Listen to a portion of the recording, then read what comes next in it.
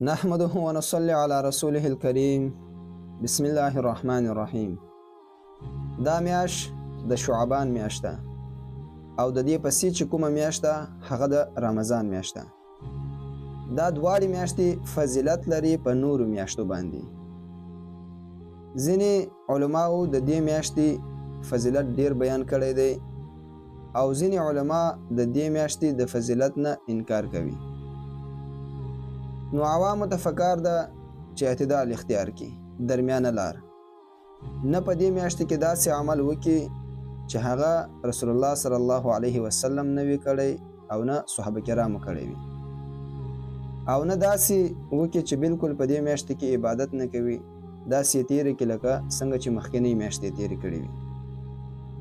درمیانه لار دی اختیار کړي. د ورځې روژه دی ونیسي او د شپې دی تلاوت ته قرآن کریم کوي او نفلونه دی کوي.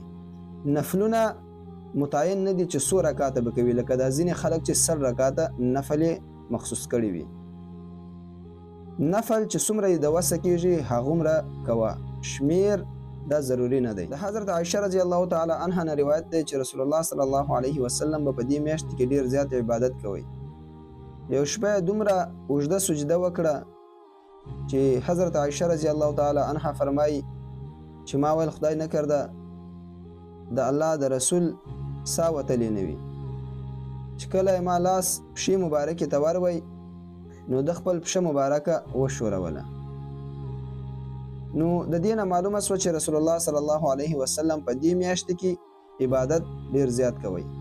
او ځینې روایتو کې راځي چې د دې میاشتې زیاتې حصې زیاتې ورځې به رسول الله صلی الله علیه وسلم روژه نیول.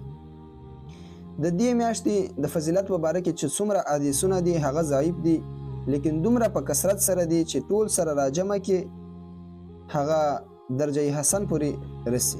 یو حدیث کې راځي چې رسول الله صلی الله علیه وسلم فرمایي چې په دې میاشت کې په 15 باندې چې موږ 15 ورته وایو 15 شعبان باندې الله جل جلاله د اسمان نه ځمکې ته راکښته سي، د الله جل جلاله رحمت راکښته سي او ټولو ته بخشش کوي.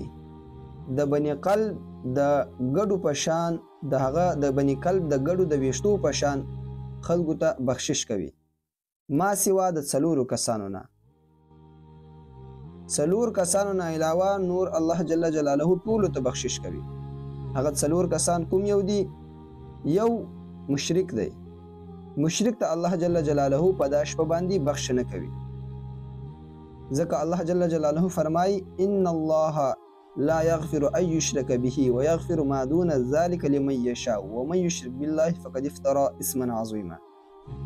الله جل جلاله فرمایي چې مشرک ته زه بخښنه کوم، ما سوا د شرک نه چې د الله خوښوي بخښه ورته کوي، او مشرک ته الله جل جلاله د توبې نه علاوه بخښنه کوي. که چیرې د دا شرک سره الله جل جلاله ته څوک حاضر سو نو بیا به الله جل جلاله بخښه نه ورته کوي. دویم مشاهین ته الله جل جلاله بخښنه کوي. مشاهین هغه چاته وایي چې د یو مسلمان سره شخړه وي، د یو مسلمان د پاره په زړه کې کینه او بغض ساتي.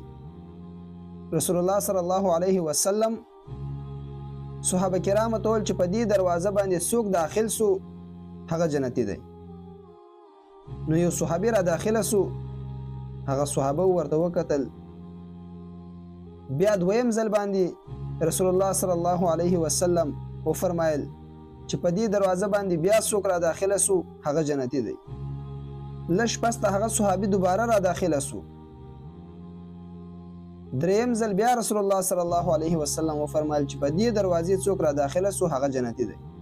دریم ځل بیا هغه صحابي په دا دروازې باندې را داخله سو. نو په دا صحابه کرامو کې کوم چې ناست و یو صحابي د هغه صحابي کور ته ورغلی او ورته ویل چې داسې ته کوم عمل کوي چې رسول الله صلی الله علیه وسلم وفرمایل چې په دې دروازه څوک را داخله سو هغه جنتی دی. نو 3 پیرې ته په دا دروازه باندې را داخله سو. هغه ورته وویل چې نور خو مې داسې څه خاص عمل نسته، کوم عمل چې تاسو کوئ هغه زه هم کوم. یو عمل را پشکې دی چې زه د یو مسلمان د پاره په زړه کې کینه او بغض نه ساتم، د یو مسلمان څخه حسد نه کوم، زما زړه د یو مسلمان دپاره پاک وي. او دریم د والدینو نافرمانه ته بخښه الله پاک نه کوي. هغه کس چې والدین یې ځورولي وي، والدینو بې احترامي یې کړې وي، هغه ته الله جل جلاله په دې شپه باندې بخښه نه کوي.